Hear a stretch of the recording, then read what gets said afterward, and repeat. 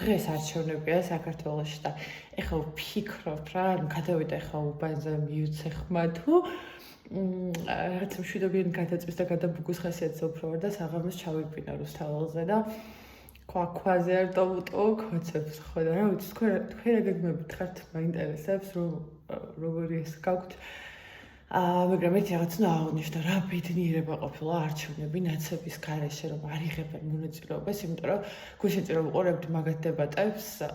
ბევრი საინტერესო ფიგურა არის თურმე ისეთი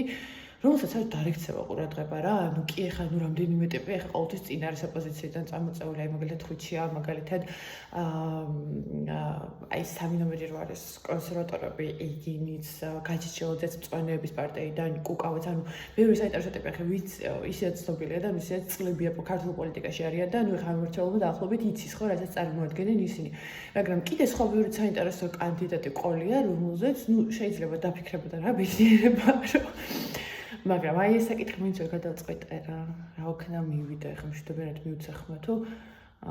მშვიდობიან გადაწყვეტს მივაწვე ისე რა თქვენ რა საპირებთ